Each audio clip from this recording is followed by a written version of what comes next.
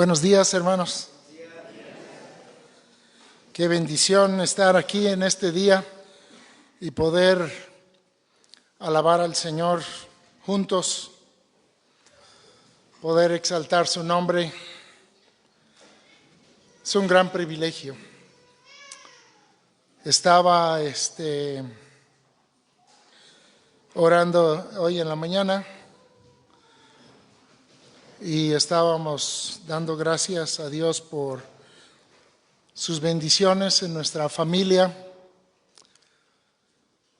Y estaba yo reflexionando sobre las muchas bendiciones del Señor. Y que el estar aquí es una gran bendición.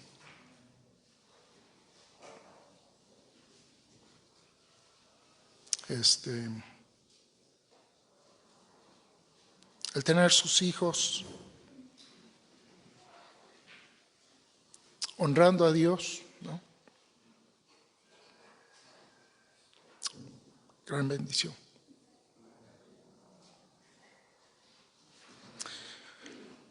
Pues gracias a Dios, hermanos.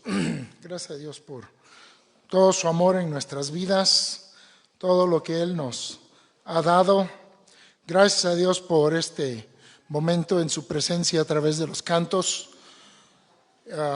Somos, como lo he mencionado antes, somos muy bendecidos con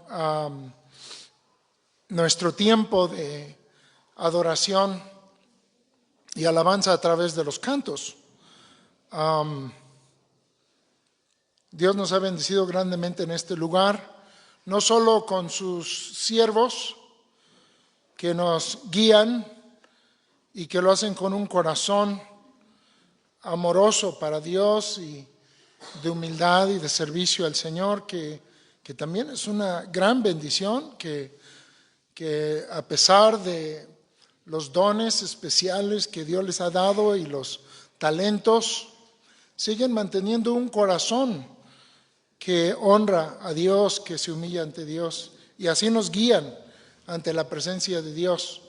Y eso es una gran bendición que tenemos aquí en este lugar y que Dios ha puesto aquí para hacer su obra de esta manera en medio de nosotros.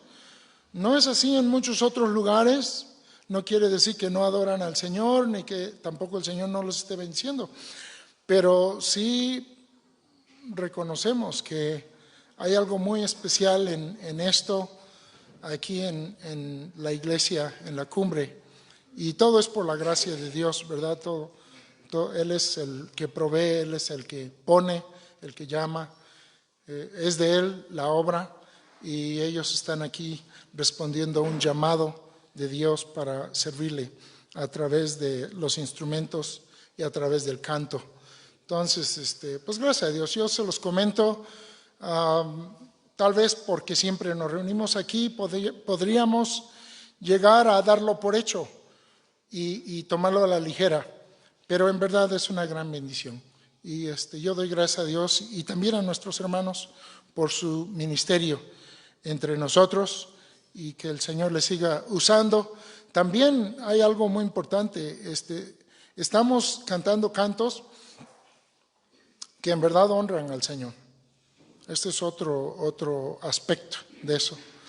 Son cantos basados en la palabra, que exaltan a Cristo, nos muestran nuestro lugar y nos lleva a reconocer y a exaltar el lugar de Dios. Y esto es una gran bendición.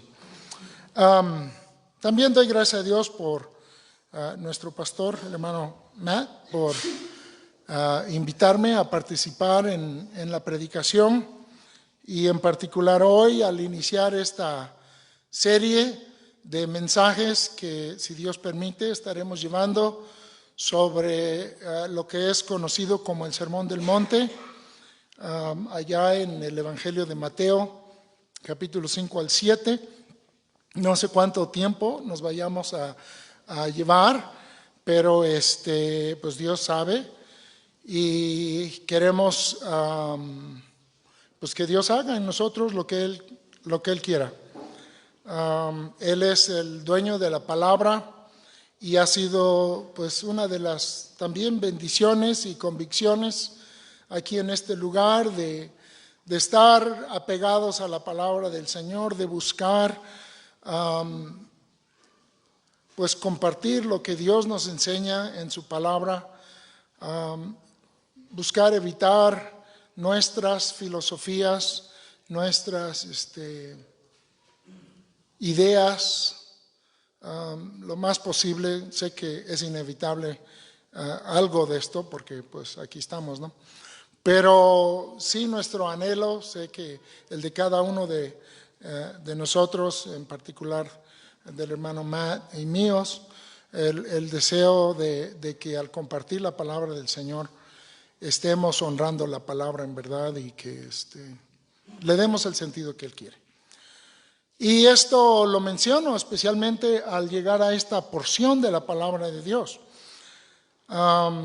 Es una sección muy importante de la Escritura. Es el primer gran sermón registrado en las Escrituras, en la narración de la vida de nuestro Señor Jesucristo. Es su primer gran sermón y de hecho es el que en su tamaño es el más grande de los que tenemos redactados del Nuevo Testamento. Y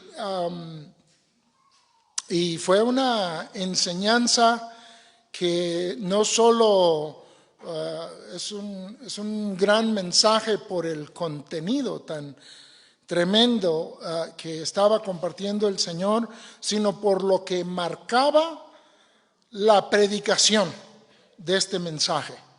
Es un evento de esos eventos planeados por Dios y llevados a cabo en tiempo, en el momento y en el lugar correcto para cumplir con algunos propósitos de Dios que estaremos considerando en esta mañana.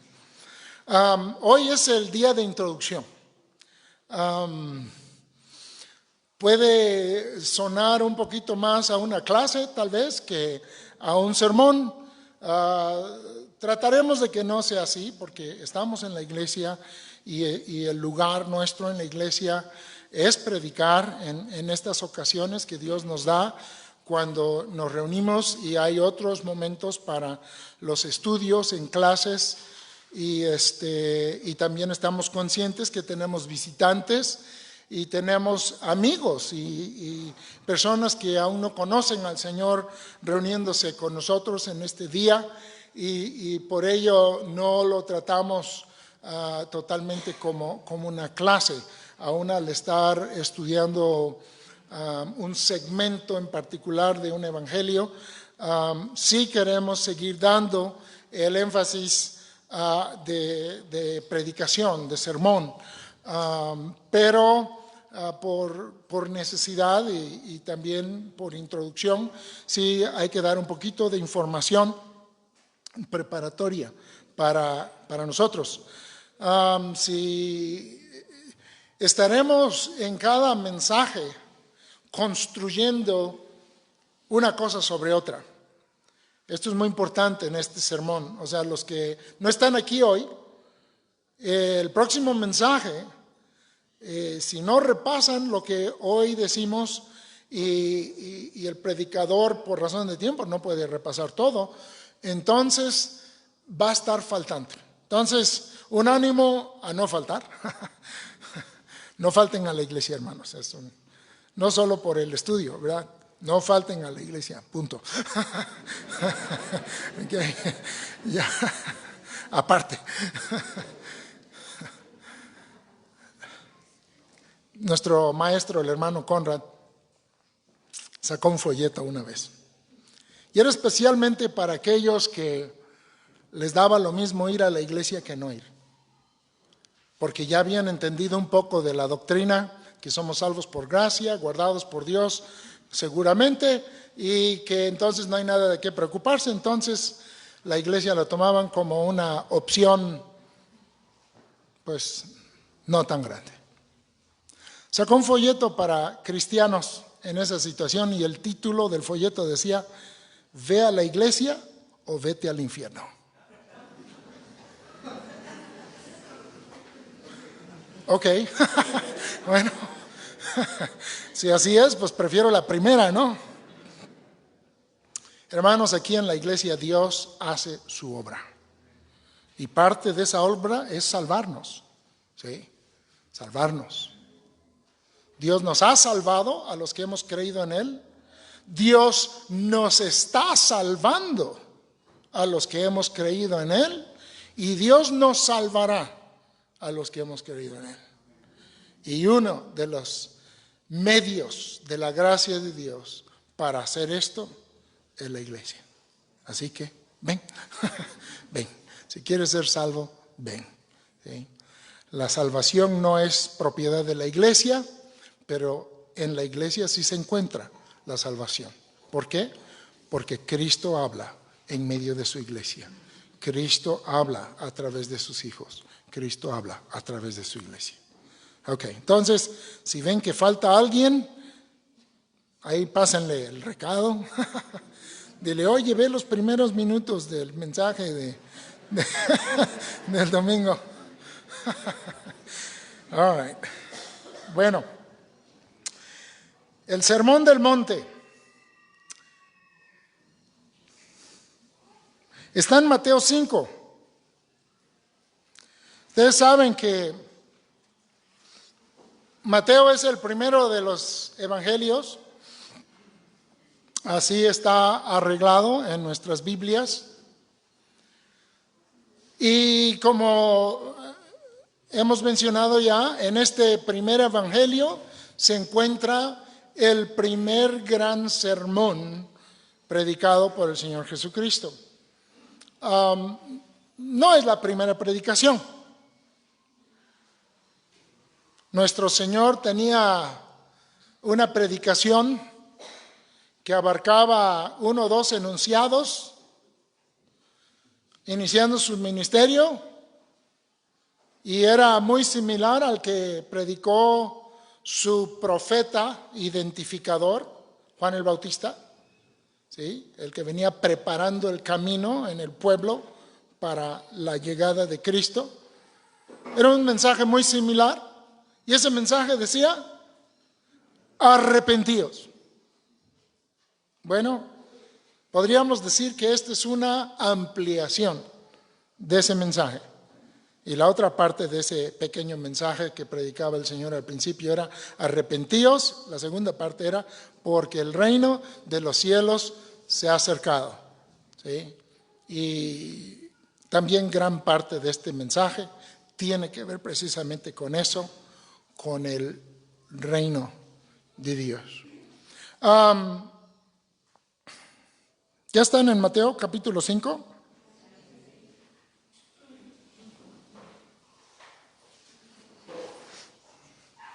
Vamos a leer los primeros 2 versículos. Mateo 5, versículos 1 y 2.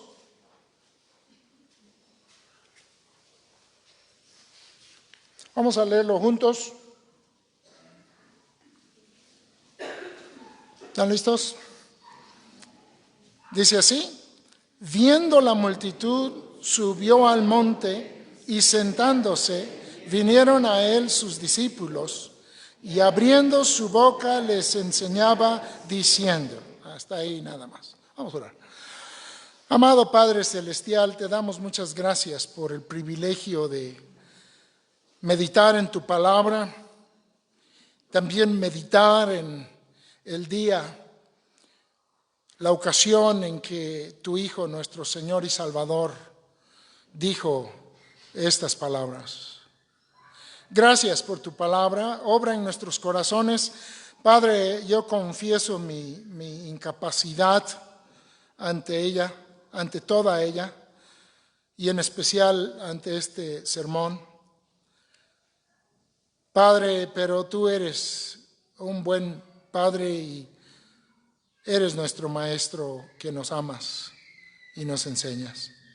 Entonces, Señor, rogamos de tu Espíritu Santo su obra para abrir nuestras mentes, abrir nuestro corazón y poner en ella aquella verdad que nos va a afectar, que nos va a cambiar, que nos va a llevar a ser más como tú quieres.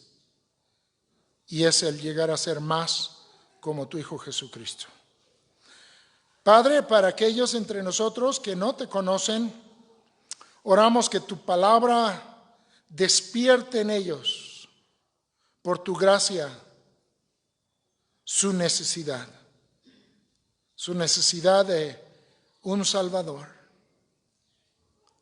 Que ellos puedan ver que sin Cristo estamos perdidos y no tenemos nada en este mundo. Gracias, Padre, por estos momentos. Nos ponemos en tus manos, en Cristo Jesús. Amén. Dice nuestro texto que había una gran multitud. Había una gran multitud. Para saber de qué se trata la multitud, dice, viendo la multitud, el evangelista no piensa que los que estamos estudiando ahorita empezamos en el capítulo 5. Él piensa que hemos estado leyendo su evangelio. Entonces, tenemos que regresar un poquito en el evangelio de Mateo. Podríamos haber estudiado el evangelio de Mateo.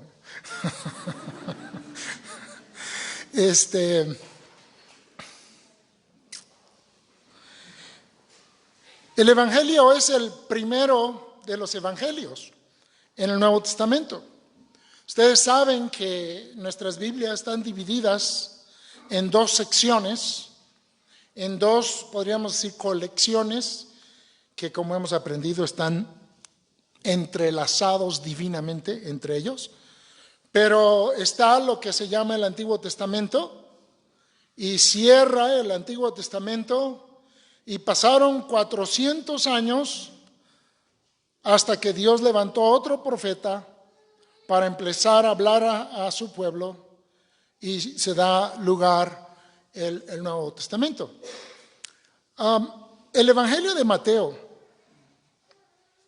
es uno de los que se llaman sinópticos. Eso significa similares, uno de los evangelios similares.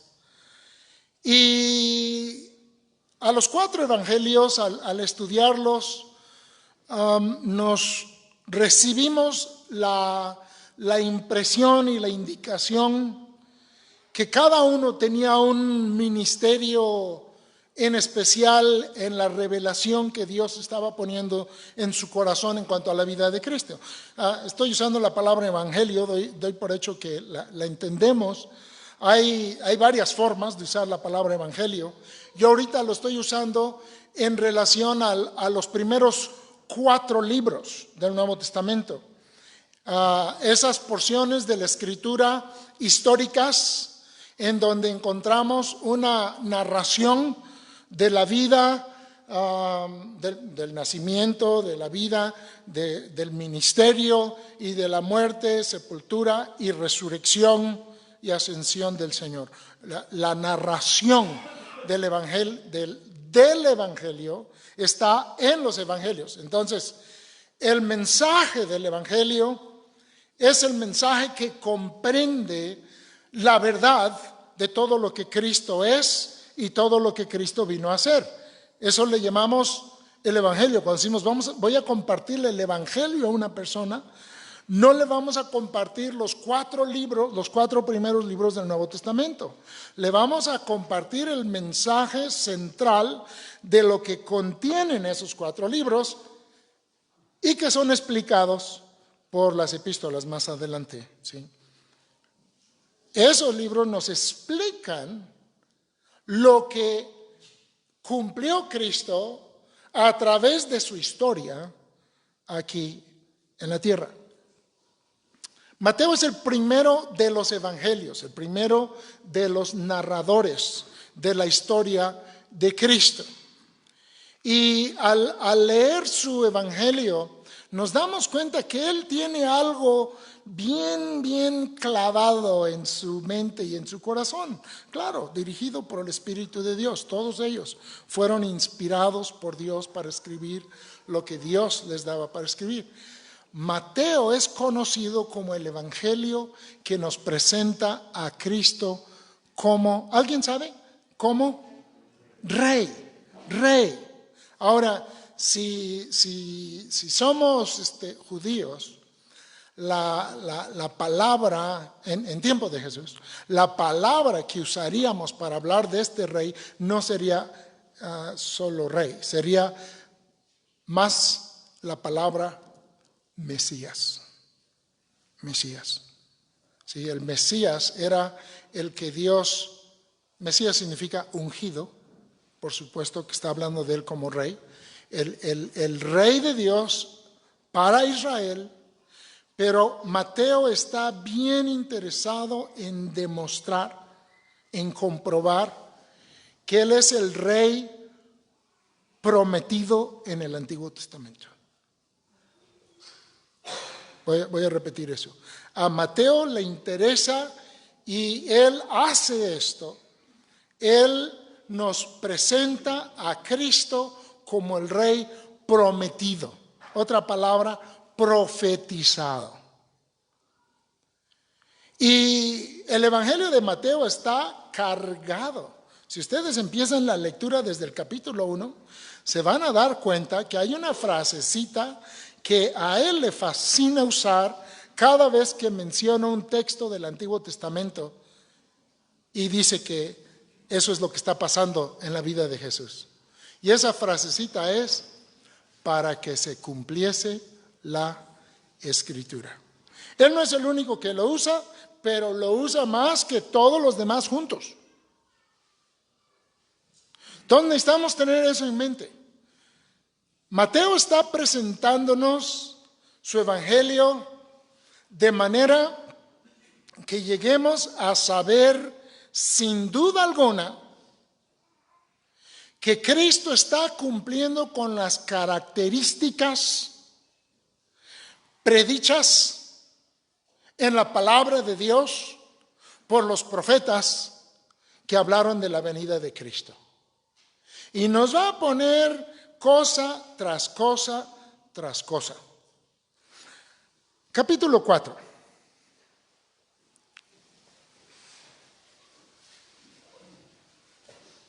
En la primera parte del capítulo 4 está relatado la tentación de Cristo. Nada más lo menciono porque ahí Mateo, al estar describiendo todo ese evento, todo ese proceso, no puede dejar de resaltar las palabras de Cristo de escrito está.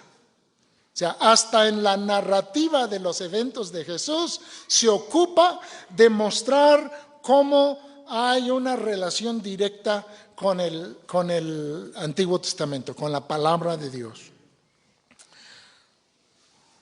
Después de la tentación de Cristo, ustedes saben, nos narran los evangelios y también aquí Mateo, que Jesús inició su ministerio. Jesús empezó a hacer lo que él tenía que hacer. Vean el versículo 17. 4:17. Desde entonces comenzó Jesús a predicar y a decir: arrepentíos porque el reino de los cielos se ha acercado. Bueno, tengo que regresar tantito, nada más así como para reconfirmar lo que hemos estado hablando. En el versículo 14, 2 versículos más arriba. Okay.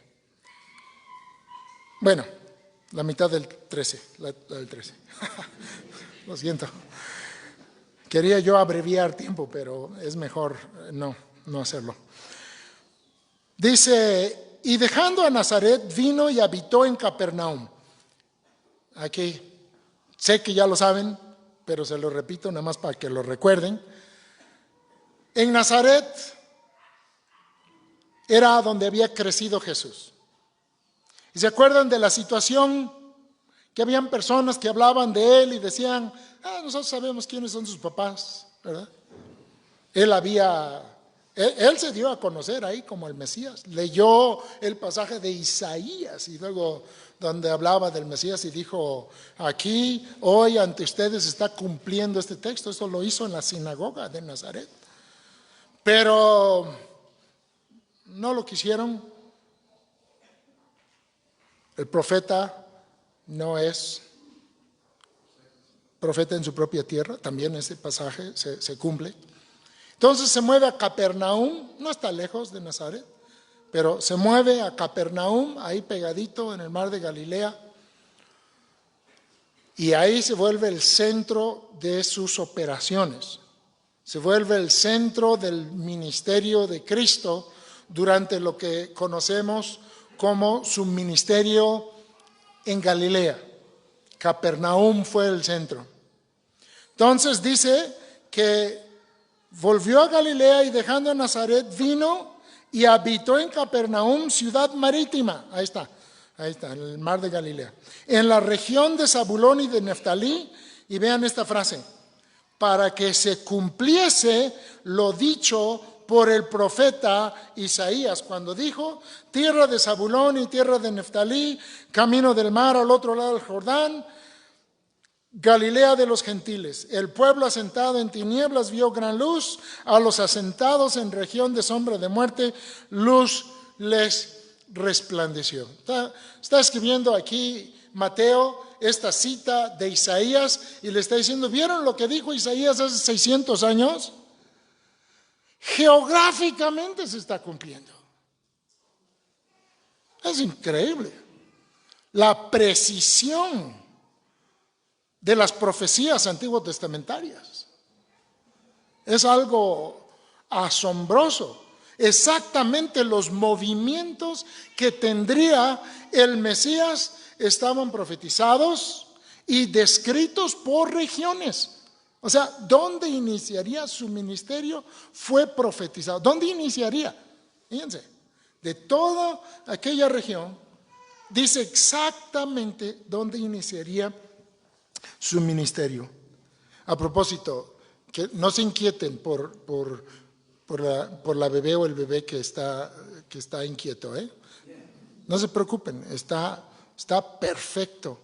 Decía mi pastor, hablando de bebés de ese tamaño, ¿verdad? No de bebés como algunos otros, ¿no? que prefiero oír a los bebés llorar que a los santos roncar. Amén. Sí. Entonces, no se preocupen. Ok, perdón.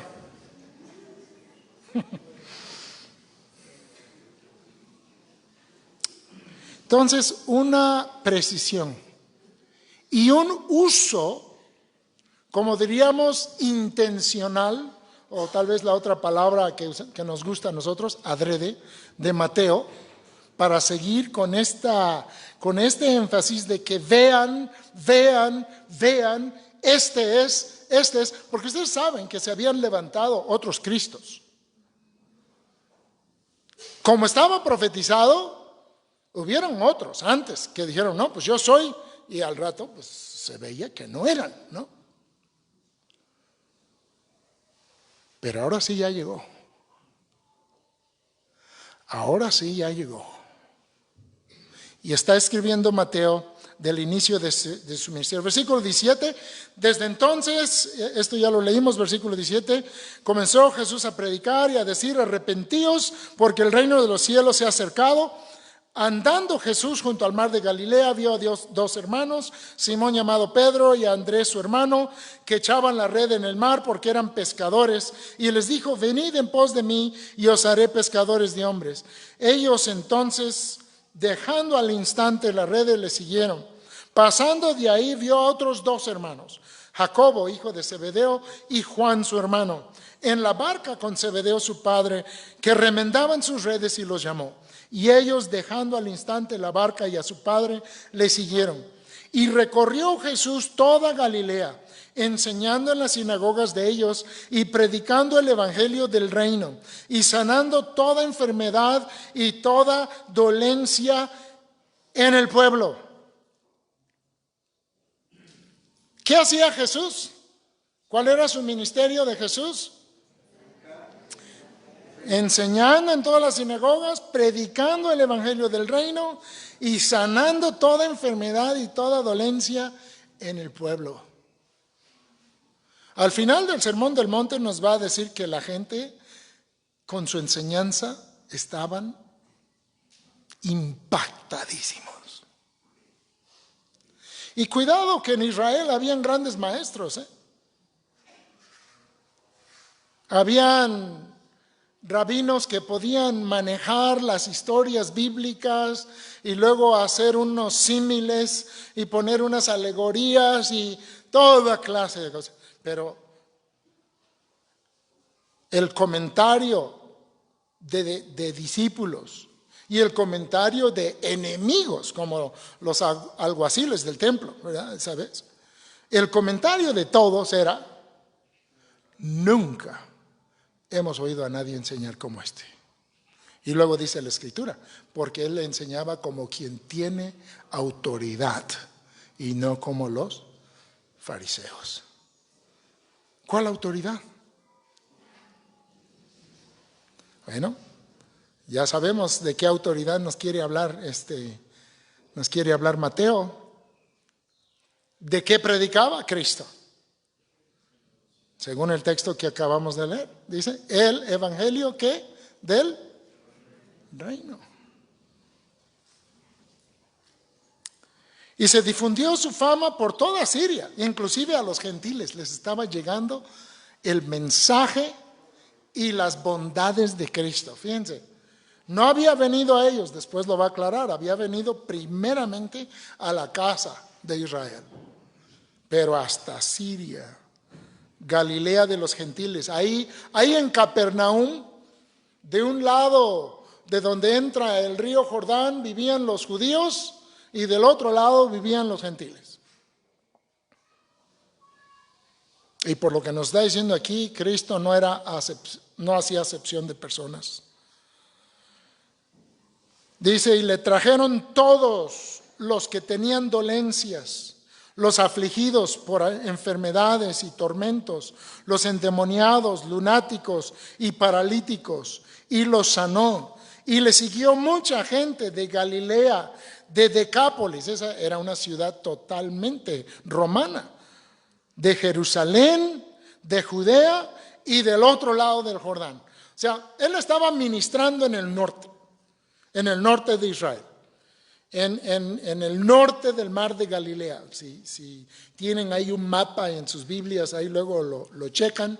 Ahí es donde estaba él. Estaba en ese pueblo llamado Capernaum, al norte del mar de Galilea.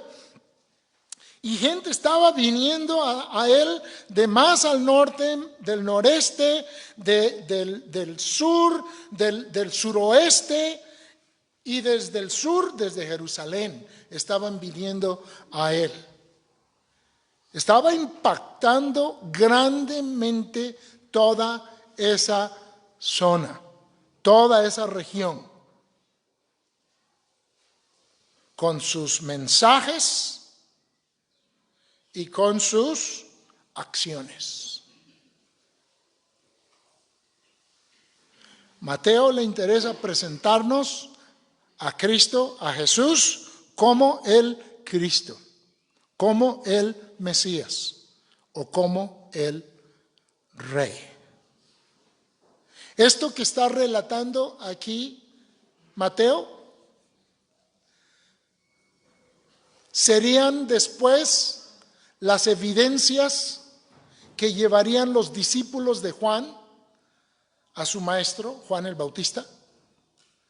Cuando él ya encarcelado estaba teniendo una prueba en su fe, él había identificado a Cristo como el Mesías, pero pues ahora él estaba encarcelado y le mandó a sus discípulos a preguntarle, ¿eres tú el Mesías? ¿Eres tú el que esperamos? Y Jesús le contesta con las evidencias profetizadas para el Mesías que él estaba llevando a cabo. Hermanos, ciertamente el corazón compasivo de Jesús le llevó a sanar las dolencias del pueblo. Ciertamente el plan de Dios para su Hijo al estar en este mundo era traer alivio a las dolencias de los tipos que acabamos de leer. Y nosotros conocemos lo que es estar enfermo. Conocemos lo que es tener problemas. Sabemos lo que es tener un familiar con diferentes aflicciones. Y en su compasión de Dios, su misericordia, Él estaba remediando eso en las personas. Pero por favor, necesitamos entender que algo mucho, mucho más grande que eso está pasando. Estos eventos, como hemos estado reenfatizando, están cumpliendo con la profecía bíblica de que el Mesías vendría, que el Rey vendría y que empezaría a proclamar su reino, empezaría a ejecutar su reino con estos actos milagrosos de bondad y de misericordia. Y que cuando eso sucediera, había que reconocerle como tal. Juan, al escribir su evangelio, él pone eso como la razón de su evangelio. Estas cosas se han escrito para que creáis. Esa es una frase de Juan. Mateo lo está haciendo con su presentación y sus argumentos. Está haciendo lo mismo especialmente para el pueblo judío. En los primeros capítulos ya mostró cómo su familia es parte de la tribu de donde tenía que venir el Mesías. Pone a personas señaladoras de Cristo en la narrativa. La profecía de lo que ocurriría. Todas estas cosas necesarias que hay que ir palomeando. Si alguien está esperando el Mesías, podía ir palomeando, leyendo el Evangelio de Mateo y decir, sí, Jesús cumplió esto, cumplió esto, cumplió esto, cumplió esto. Y nosotros hoy podríamos decir, bueno, ¿qué fue lo que no cumplió? ¿Saben qué? Todo está palomeado. Todo. Cristo es el Rey prometido. Cristo es el Mesías. Y aquí, justo antes de dar este gran mensaje que hablaría de su reino, Él ha dejado evidencia clara, por supuesto, de acuerdo al plan de Dios, de que Él es el que tiene el derecho de predicar este mensaje. Ahora, el hermano Matt habló del evento que se llevó a cabo el día viernes aquí.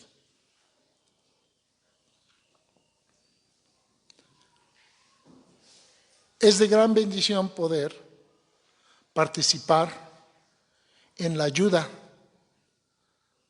para personas que necesitan ayuda. ¿Por qué? Porque abre una oportunidad, muchas veces, lo hemos visto repetir, para la enseñanza de la salvación en Cristo, para el anuncio del reino de Dios. Y estamos buscando imitar. Somos pobres imitadores, porque nosotros buscamos a través de capacidades médicas y medicinas. Cristo, Él no necesitaba nada de eso.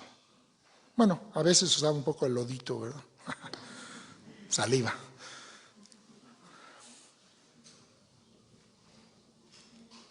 Él hablando, curaba. Pero, ¿de dónde salió esta multitud que está con Él? Creo que ahora sí ya sabemos. Ese es el contexto que Mateo da por hecho que estamos leyendo.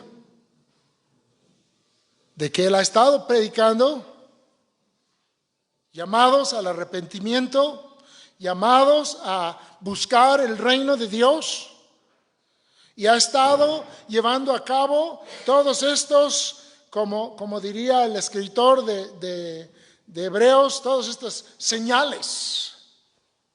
O como dijera el apóstol Juan, a Juan le gusta mucho usar esa palabra para hablar de los milagros de Jesús. Habla de señales. ¿Por qué? Porque señalan algo más allá del milagro. Señalan que el que está haciendo el milagro es Dios. Es el Rey. Es Cristo. Y eso es lo que tenemos en esta sección previa al inicio del Sermón del Monte. Cristo haciendo todas estas cosas en los lugares que los hizo, con las personas que lo hizo, diciendo lo que dijo, todo ello cumpliendo con todo aquello que anunciaba que vendría el Mesías a anunciar el reino de Dios. Y habiendo hecho todo eso, ahora procede a su mensaje.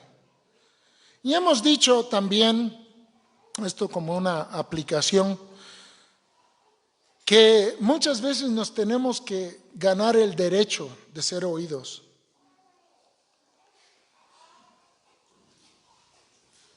Se oye un poco drástico, ¿verdad? No, yo predico y el que me escuche, qué bien, si no, pues no. No.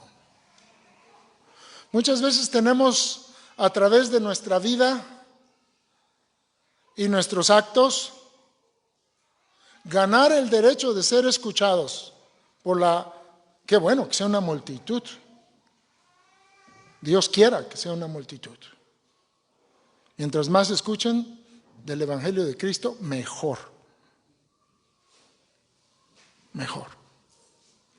Aquí aprendemos que Cristo le enseñaba a una persona o le enseñaba a una multitud, de acuerdo al plan y al propósito de Dios. Pero esta multitud estaba lista para escucharle porque les había bendecido grandemente. Claro, habían curiosos, habían especuladores, había toda clase de personas.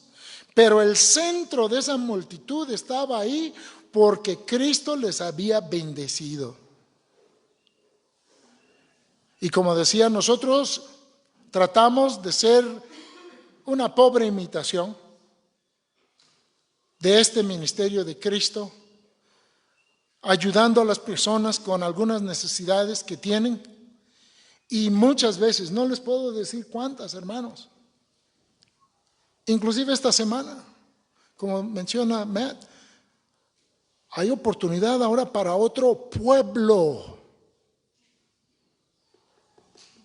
No piensen en eso un momento, hermanos.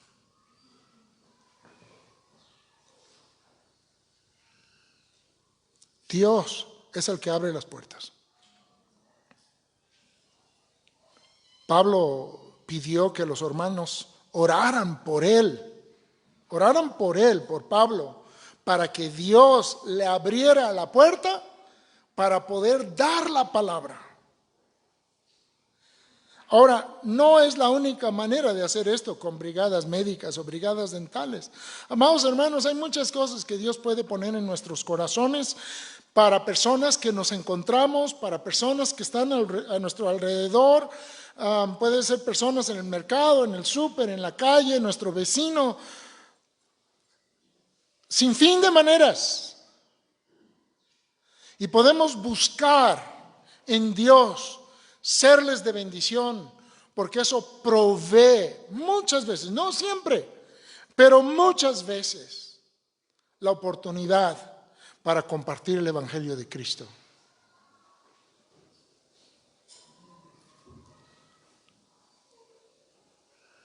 La palabra dice, haciendo bien a todos, ¿verdad? Claro, especialmente a los de la familia de la fe. También el apóstol Pedro habla de que nos ocupemos en estas cosas buenas que van a ayudar a los demás, para que en el día que Dios trabaje, en el día de la visitación, así le llama, ellos sean convertidos, ellos crean. Entonces vamos a iniciar a estudiar un gran mensaje. Pero ¿de qué serviría el gran mensaje si no hay personas para escucharlo? Pues ¿saben qué? Él tenía un gran pueblo para escucharle, una multitud. Y esto le llevó a salir fuera de la ciudad, le llevó a subir un monte, encontrar un lugar creado por Dios, seguramente creado por Dios, para que su hijo un día anunciara este mensaje. En esos días no habían aviones, no habían camiones, no habían, bueno, tal vez sí había una especie de cohetes, pero no como los que hay ahora. No habían todos esos ruidos físicos. Quizá se oían las aves, quizá se oía las olitas por el viento o por alguna embarcación en la orilla del mar de Galilea. Quizá un bebé llorando, seguramente. Sí. No habían guarderías.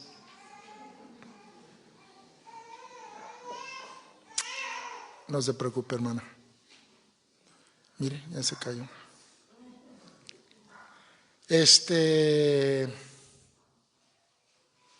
Y una paz. Y dice la Escritura, usa una expresión, una figura. Dice que Jesús abrió su boca. Abrió su boca y les empezó a enseñar. Esto creemos que significa que subió el tono de su voz, habló más fuerte para que todos le pudieran escuchar.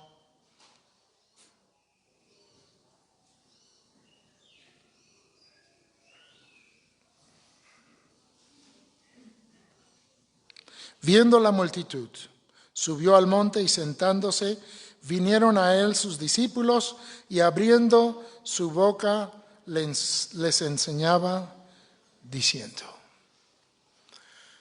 Muchas veces este mensaje es llamado el mensaje del reino. Hay muchos malentendidos en cuanto al reino de Dios.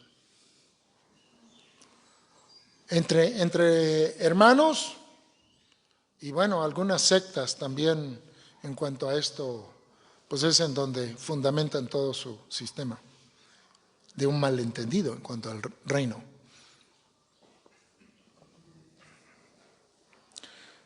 El versículo 3 va a mencionar esto. Va a mencionar el reino de Dios. Dice, bienaventurados los pobres en espíritu, porque de ellos es el reino de los cielos. Encontramos varias frases. Reino de los cielos, reino de Dios, reino de Cristo. Todos hablan de lo mismo. Hay una edición de Biblia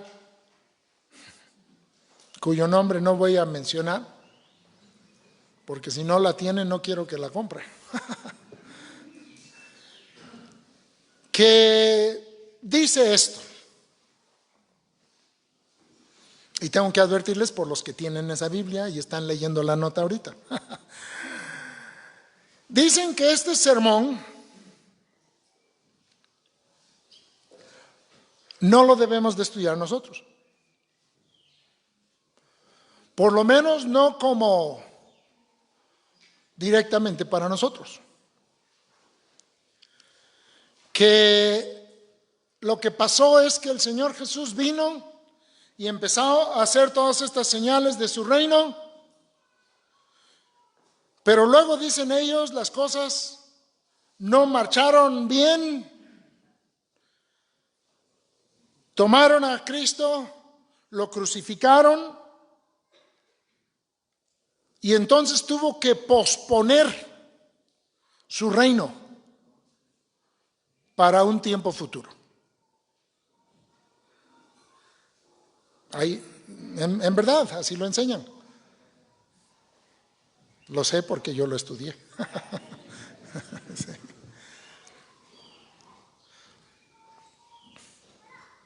Amados hermanos,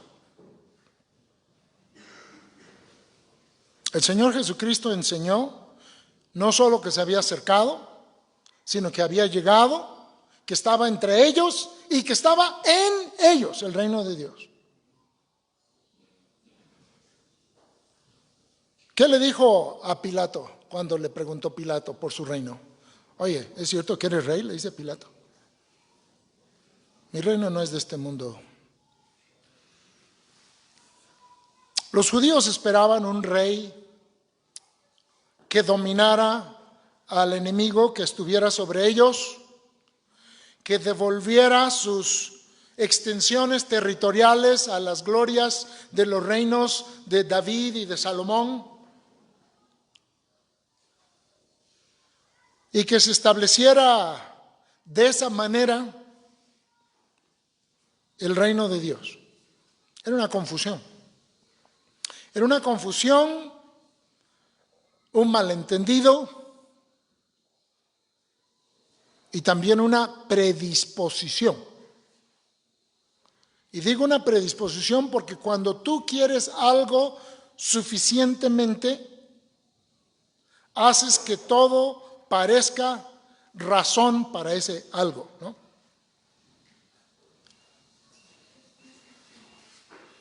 Los judíos que se dieron cuenta que Jesús no venía para ese tipo de reino, después de un rato, las multitudes se fueron.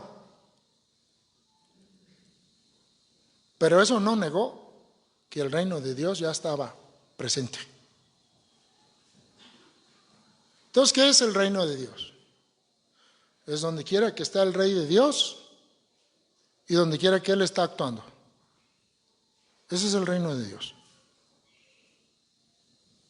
Cristo estaba presente. Ya vimos que ese es el diseño de Mateo, del Evangelio. Demostrar que Él es el Rey prometido de Dios. Sus acciones son acciones del reino. Llama a los que creen en Él, que ellos son herederos del reino. Ellos heredan el reino.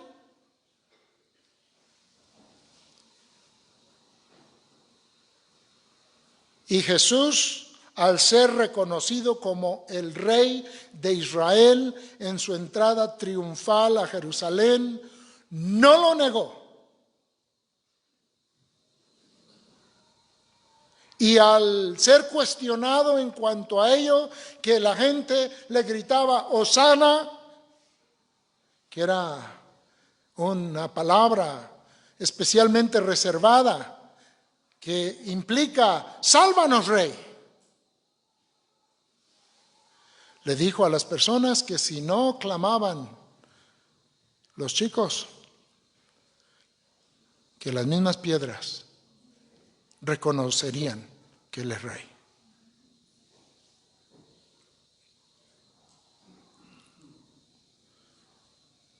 En su cruz había un letrero mandado a hacer por Pilato, este es el rey de los judíos. Ese hombre, con sus intenciones, lo escribió, pero queda claro que Dios quería dejar en claro que en el momento de la máxima humillación y lo que parecía la máxima derrota de Jesús, Él se estaba levantando como el gran Rey de Dios. Nos habla Colosenses de esto.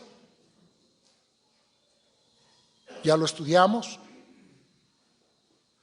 De que Él triunfó sobre todo principado y sobre toda potestad en la cruz. Y Él es Rey. Y al tercer día resucitó y después ascendió, y nos declara la Escritura que Él está sentado en el trono de Dios. Él es el Rey, hermanos. Pablo, cuando habla de nuestra salvación, dice ahí también en Colosenses que nuestra salvación implica que nosotros hemos sido trasladados, dice ahí en el capítulo 1, hemos sido trasladados del reino de las tinieblas al reino de su amado Hijo. Si tú eres cristiano, tú ya tienes a Cristo como tu Rey. Hermanos, Jesús no cambió su plan. Ya lo hemos dicho varias veces aquí, el propósito de Belén fue el Calvario. Él se hizo humano para poder morir por nosotros. Tenía que ser en todo semejante a nosotros, dice la Escritura. Los de Oriente, llamados los Reyes Magos, reconocieron que Él era rey. Venían preguntando por el rey. Herodes reconoció que Él era rey. ¿No? ¿Cómo sabemos que Herodes le reconoció como rey? Herodes estaba seguro que era rey. Mandó a matar a todos los niños en Belén.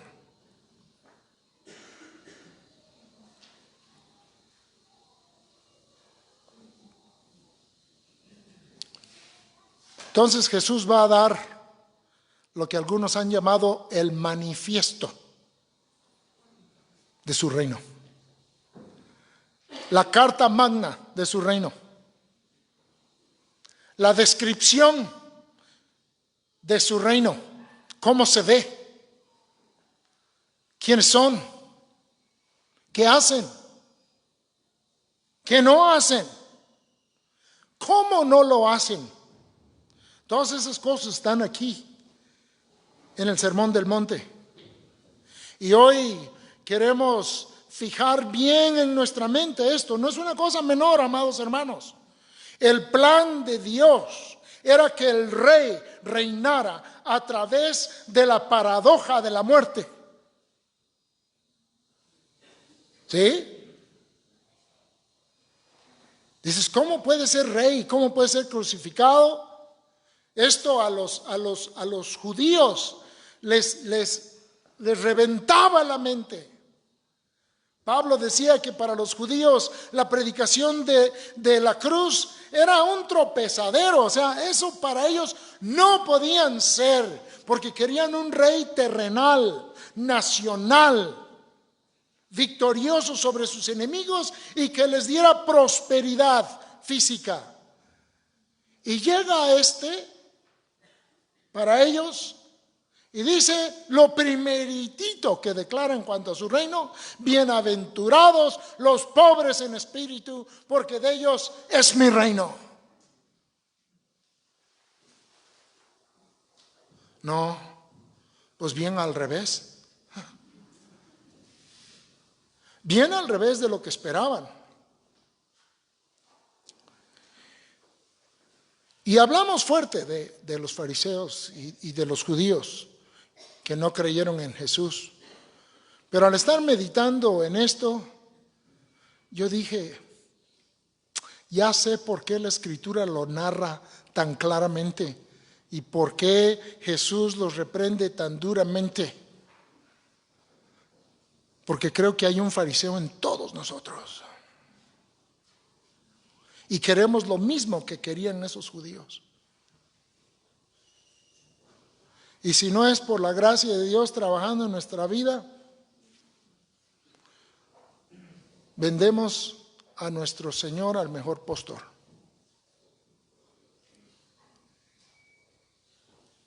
No sé qué sea eso en tu vida.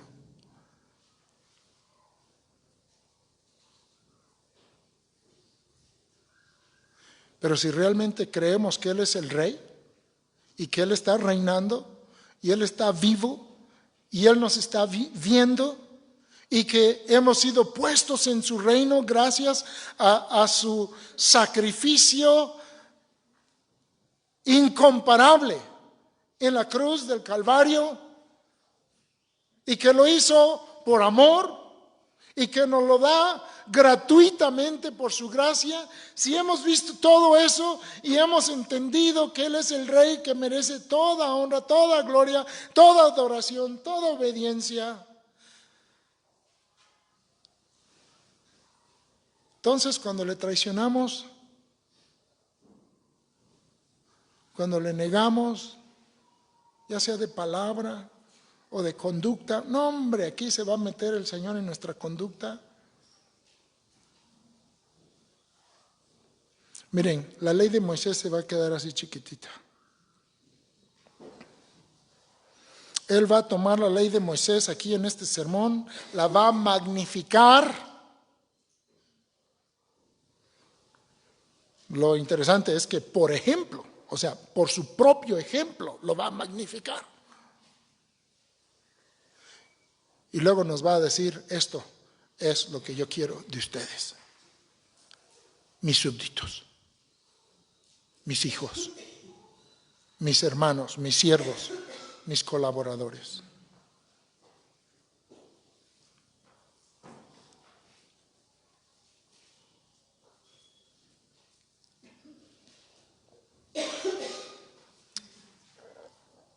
A través del Nuevo Testamento aprendemos que llegando Jesús, empieza este tiempo del reino del Señor.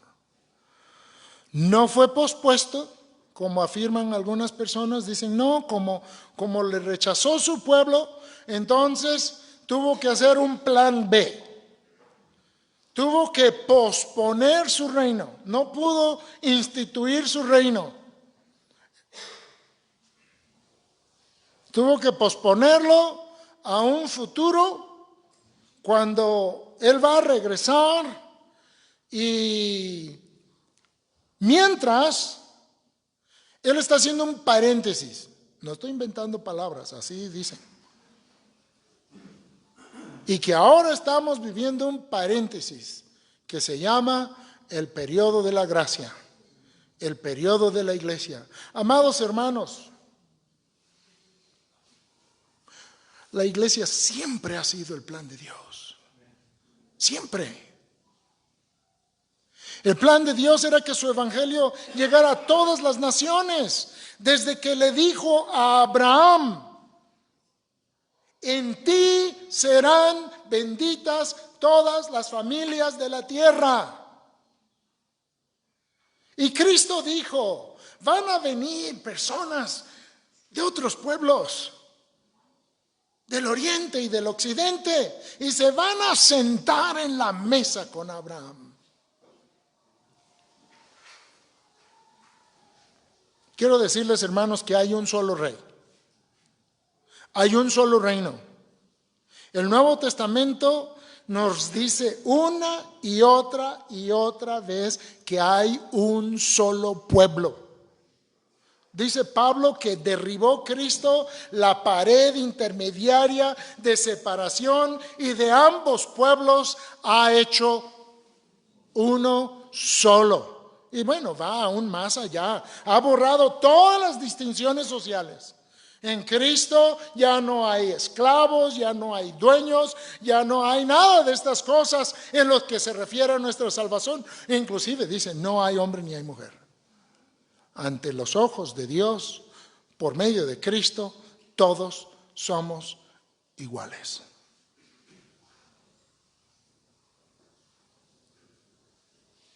El único comunismo verdadero es el de la gracia de Dios. No existe otro, hermanos. Todos los otros son estratagemas humanas fallidas. Hay un solo reino, hay un solo pueblo, hay un solo rey. Y el reino está presente donde el rey esté actuando, donde el rey esté hablando. El reino de Dios había llegado a esta parte del mundo que estamos leyendo ahorita, allá en Israel. ¿Por qué? Porque el rey está presente. El profeta dijo un poco más adelante, va a entrar el rey a Jerusalén sentado en un asno. Fue exactamente lo que pasó. Ahora, ciertamente, hay aspectos del reino que no se han manifestado todavía. Cuando estudiamos Hebreos, ¿se acuerdan que estábamos estudiando primero la humanidad de Jesús, luego la humillación de Jesús, luego la exaltación de Jesús, y luego veíamos algo interesante, la espera de Jesús, esperando a que todos sus enemigos sean puestos por estrado de sus pies? Dice Pablo, todavía no vemos que todas las cosas le sean sujetas. Pero un día todo lo va a estar. Y ahí será la manifestación plena del reino de Dios. Cuando el mal y la maldad y los que no están en Cristo y el enemigo de nuestras almas y sus ayudantes serán juzgados, y nosotros disfrutaremos por toda la eternidad del reino de nuestro Dios y de nuestro gran Señor Jesucristo para siempre y siempre y siempre. Sin ninguna molestia, ya cuerpos transformados, el pecado erradicado completamente y con esa libertad para servir sin restricciones a nuestro Dios y nuestro Señor. Ese día viene. Pero el que haya enemigos no implica que no hay rey. ¿Sí? Algunos dicen, no, pues el reino todavía no viene. El rey todavía no está. Pues mira el pecado, mira la maldad. Miren, es un elemento del reino el tener enemigos que conquistar. Acuérdense dónde estábamos nosotros antes, ¿no? Todos tuvimos que ser también conquistados por el Rey Jesús. Todos tuvimos que llegar a doblar nuestra rodilla ante ese Rey. Porque dice la Escritura allá en Efesios capítulo 2, que nosotros, al igual que todos los demás en otro tiempo, éramos hijos de ira y teníamos otro rey, hermanos. Seguíamos al príncipe de la potestad del aire, el espíritu que ahora opera en los hijos de desobediencia.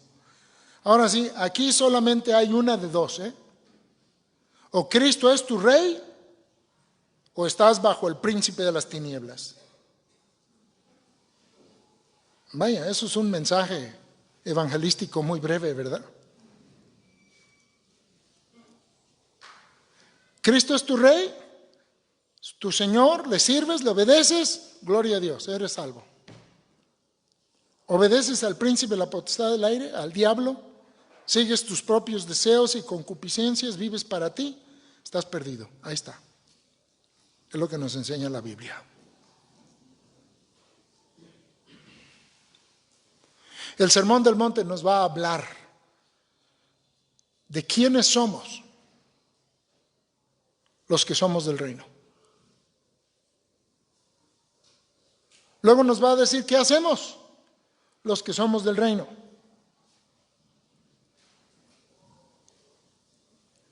Nos va a decir qué espera Dios, qué espera nuestro Rey de nosotros, los que somos del reino.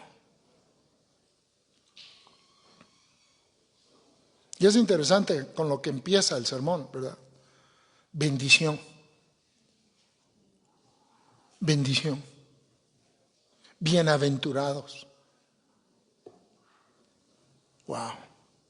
El Antiguo Testamento básicamente terminó con maldición, hermanos. El pueblo, una vez más, desobediente. O sea, los profetas ya por siglos les habían estado diciendo, esto les va a pasar, va a venir maldición, y Malaquías no es la excepción.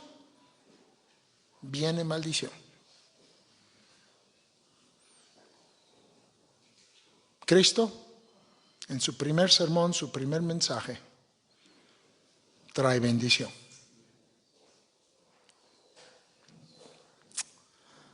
La ley vino por medio de Moisés, dice Juan, pero la gracia y la verdad vino por medio de Jesucristo. Tal vez si usted ha leído el Sermón del Monte está pensando, hay unas cosas ahí que cuesta mucho hacerlas, están bien difíciles. No, hombre, es una super ley. Creo que prefiero la de Moisés.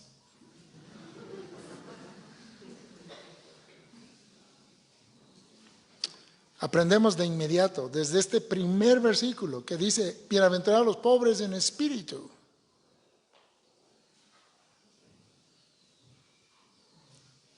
Nos indica que estamos en bancarrota. Si no estás en bancarrota, y hablo espiritualmente, si tú tienes algo con qué defenderte, un pie en qué pararte, algo en qué auxiliarte ante Dios para tu salvación, todavía no estás adentro,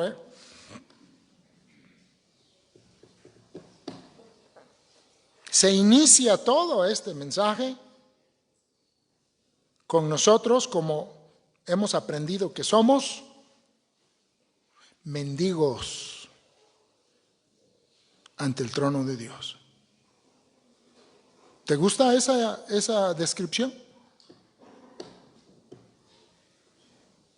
Yo espero que sí, porque así es la salvación.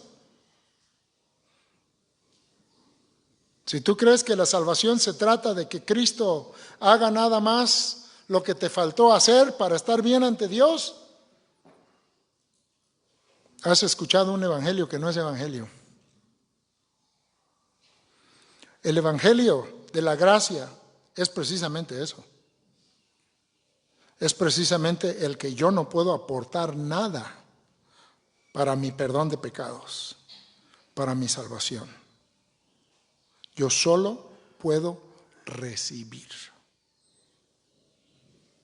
Me tengo que confesar espiritualmente destituido, hambriento, sediento, llorando.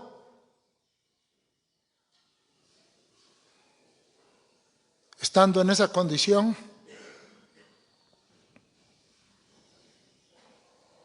hay gran bendición. Porque entonces sí podemos comprar. Dice el profeta, venid y comprad, pero sin dinero.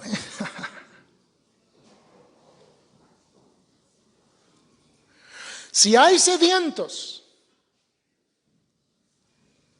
vengan a las aguas. Jesús dice, yo soy el agua viva.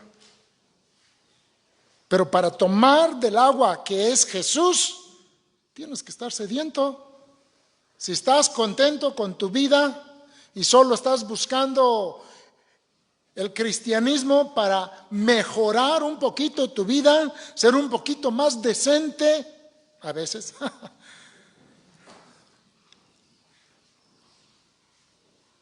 no has conocido la salvación.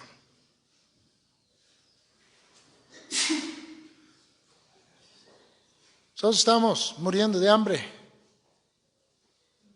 Él es el pan. Estamos muriendo de sed. Él es el agua. Todo viene de la mano del Rey. Hoy nos cuesta mucho trabajo identificarnos con este lenguaje, porque bueno, estamos en tiempos de democracias y de gobiernos y parlamentos y todo eso. Pero en el tiempo bíblico existían los reyes.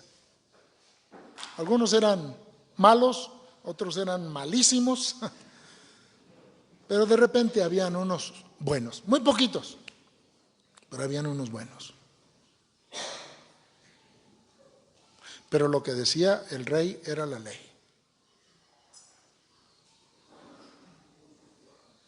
Y el rey tenía el poder para darte vida o para matarte. Hermanos, Dios es el Rey del universo. Dijo el Señor Jesús, no teman a los que pueden matar el cuerpo, más bien temed a Dios, que puede matar el cuerpo y echar el alma en el infierno. Y esa es la situación de todo aquel que no ha creído en Cristo como su Salvador, como su Señor.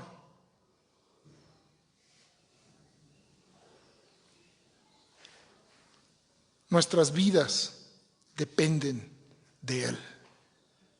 Nuestra vida aquí y nuestra vida por toda la eternidad depende del Rey Jesús, hermanos.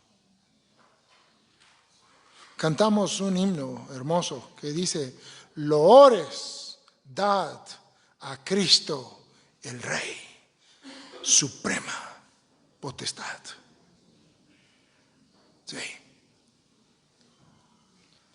Entonces, el reino de Dios ya está. El Rey ya vino. Y el Rey va a regresar. Y aspectos futuros de su reino se van a cumplir.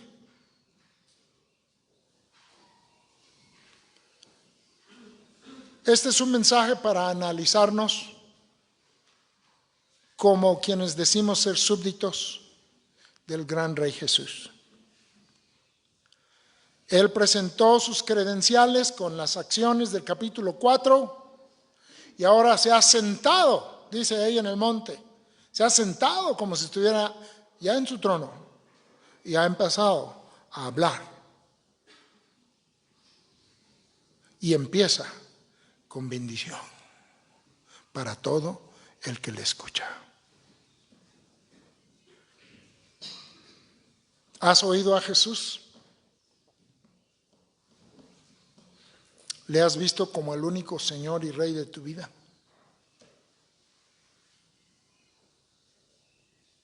Si es así, te animo a que juntos estudiemos este sermón, aprendamos más sobre lo que nuestro Rey quiere de nosotros, entender más cómo es su reino y entender que su reino está presente entre nosotros. Precisamente esta idea de divorciar el reino y mandarlo a un futuro, quién sabe cuándo, es lo que hace pensar a las personas que nuestra vida religiosa y nuestros credos están por acá y nuestra conducta y cosas están por acá.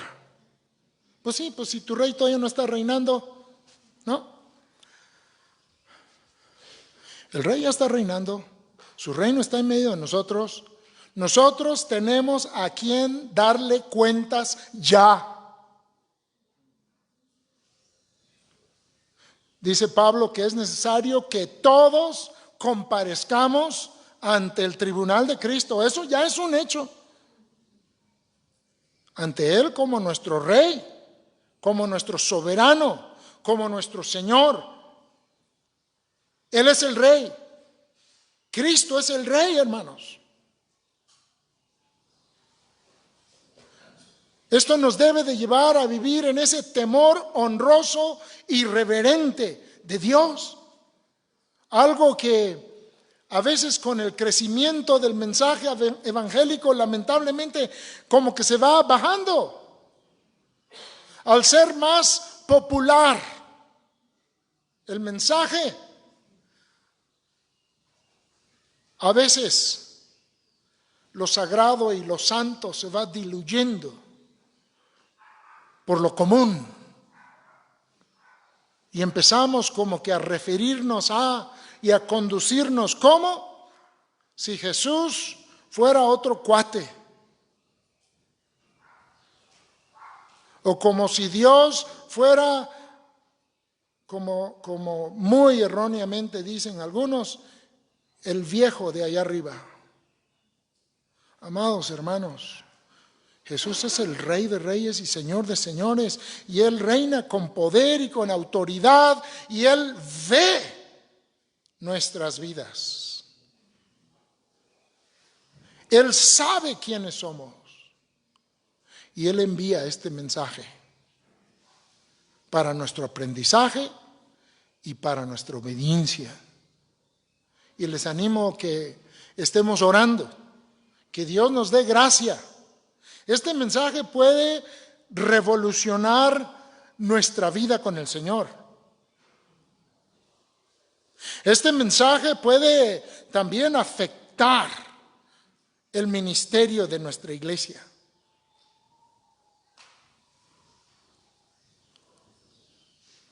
Este mensaje es la declaración del reino de Dios en nosotros, en labios de nuestro Rey. Y lo empezamos reconociendo que le necesitamos. Pobres en espíritu. No necesariamente pobres físicamente y tampoco necesariamente ricos económicamente, financieramente. Pobre en espíritu es una cualidad labrada por el Espíritu de Dios en el corazón de la persona que le hace ver su absoluta necesidad de Dios. Fíjense, los que no se piensan pobres ante Dios, Dios les llama pobres. Si no, chequen las cartas en Apocalipsis. Los que pensaban que tenían lo que necesitaban ante Dios, Dios le dice: ¿ustedes creen que son ricos? Son pobres, desventurados, ciegos y desnudos en lo que a Dios se refiere. Y a los otros que consideraban que no tenían nada que ofrecerle a Dios, Dios les dice: ¿saben qué? Yo les conozco. Conozco sus obras. Conozco su pobreza. Pero ¿saben qué? Ustedes son ricos.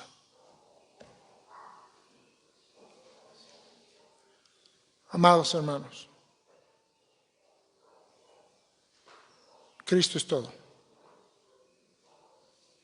La vida con Él nos puede llevar a pobreza, nos puede llevar a riqueza, hablando materialmente, pero ese no es el asunto.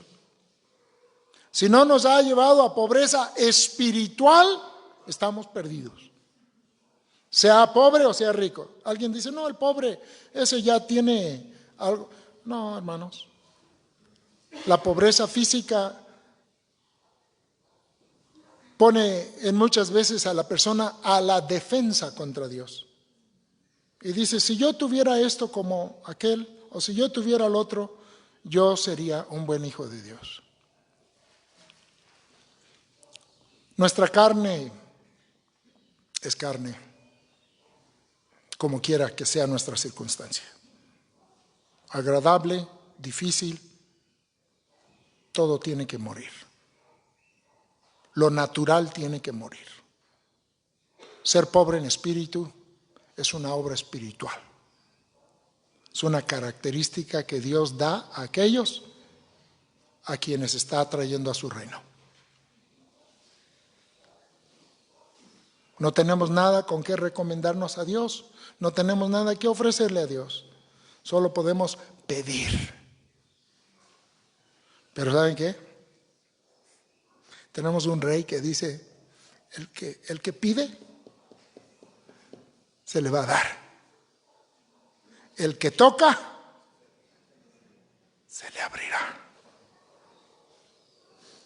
Gracias a Dios por nuestro gran rey, que nos ha amado y que sigue trabajando en nuestras vidas.